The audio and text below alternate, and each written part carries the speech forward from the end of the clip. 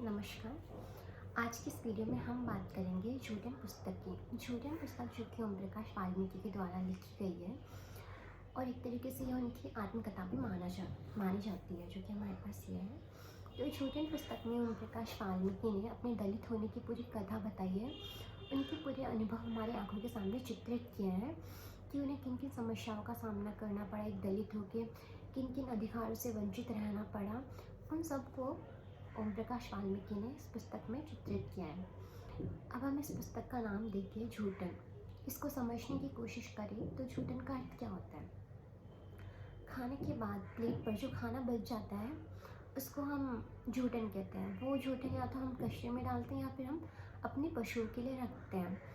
हमारे भारतीय समाज में कई सदियों से जो हमारा दलित समुदाय है उसको इस झूठन को स्वीकार करने और खाने के लिए मजबूर किया जाता था। तो इसी वजह से जो ओम प्रकाश वाल्मीकि है उन्होंने इस पुस्तक का नाम झूठन रखा है। और उन्होंने अपनी ये जो कि उनको मजबूर किया जाता था दलित समुदाय को इस झूठन को खाने के लिए, उन्होंने अपने साथ ऐसी घटनाएं घटित हुई है वो भी इस पुस्तक में हमें बताई है। तो झूठन शब्द अपने में समेटे हुआ है कि जो भारतीय समाज का जो पिरामिड है उसके निचले हिस्से में जो लोग आते हैं दलित समुदाय, उनके अपमान, उनके दुख, उनकी गरीबी, उन सबको अपने अंदर समेटे हुए है झूठन शब्द। इसीलिए यह पुस्तक का नाम बहुत सार्थक हो जाता है। हम देखें तो हमारे समाज में 1949 में जो अनटचेबिलिटी, अस्पृश्यता है उसको समाप्त कर दिया गया था। पर आज तक हम देखेंगे कि दलित लोगों का मजाक उड़ाया जाता है या फिर उनको आर्थिक अभाव है या फिर उनके विरुद्ध हिंसा होती है, वह आज तक हमारे समाज में व्याप्त है।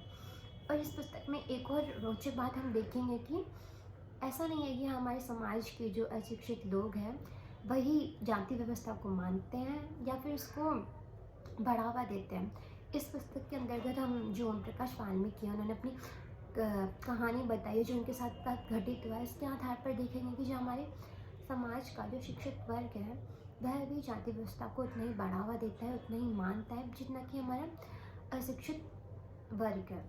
तो यह भी हम इस पुस्तक के माध्यम से देखेंगे। इस पुस्तक में ओम प्रकाश वाल्मीकि जी ने जो जो घटनाएं बताई है कि दलितों के साथ साथ क्या क्या हिंसाएं होती है, उनको किन किन अधिकारों से वंचित रहना पड़ता है। अगर आप एक दलित के मतलब क्या क्या अनुभव होते हैं हमारे भारतीय समाज में, अगर उनको जानने की इच्छुक है या फिर क्या क्या हिंसाएं होती हैं उनके साथ, तो इस पुस्तक को पढ़ें, आपको अच्छी लगेगी। और जो क्योंकि ये कथा जो ओम प्रकाश वाल्मीकि की जीवन कथा है तो वास्तविक कथा है, तो आपको असलियत जानने को मिलेगी। हमारे भारतीय समाज की एक वास्तविक जो चित्र है हमारे भारतीय समाज का वो देखने को मिलेगा आपको। और जातीय व्यवस्था कैसे हमारे समाज के लोगों को ठेस पहुंचाती है वो देखने को मिलेगा। इस पुस्तक के अंत में जो ओम प्रकाश वाल्मीकि जी ने कुछ पंक्तियाँ लिखी है वह मैं आपको पढ़ के सुनाती हूँ। उन्होंने लिखा है कि आदमी को जन्म के आधार पर मानवीय मूल्यों से वंचित रखना किसी भी तरह न्याय संगत नहीं है। तो मैं बीच बीच में से पंक्तियाँ पढ़ के सुना रही हूँ, उनमें से एक पंक्ति है। तो वह कहीं अंदर से बहुत मतलब उनको बहुत ठेस पहुँची इस बात से और उनको जीवन में इतनी घटनाएं हुई उनकी जाति की वजह से। इस वजह से वो कहते हैं कि मानवीय मूल्यों से वंचित रखना कितना अन्याय संगत है कि किसी व्यक्ति को उसके जन्म के आधार पर अधिकार नहीं दिया जाए, उसको किसी चीज़ों से मना कर दिया जाए। भारतीय समाज में जाति एक महत्वपूर्ण घटक है। जाति पैदा होते ही व्यक्ति की नियति तय कर देती है। पैदा होना व्यक्ति के अधिकार में नहीं होता। यदि होता तो मैं भंगी के घर पैदा क्यों होता, जो स्वयं को इस देश के महान सांस्कृतिक धरोहर के तथाकथित अलंबरदार कहते हैं। क्या वह अपनी मर्जी से उन घरों में पैदा हुए हैं? हाँ, इसे जस्टिफाई करने के लिए अनेक धर्मशास्त्रों का सहारा वह ज़रूर लेते हैं। वह धर्मशास्त्र जो समता स्वतंत्रता की हिमायत नहीं करते बल्कि समानता प्रवृत्तियों को स्थापित करते हैं।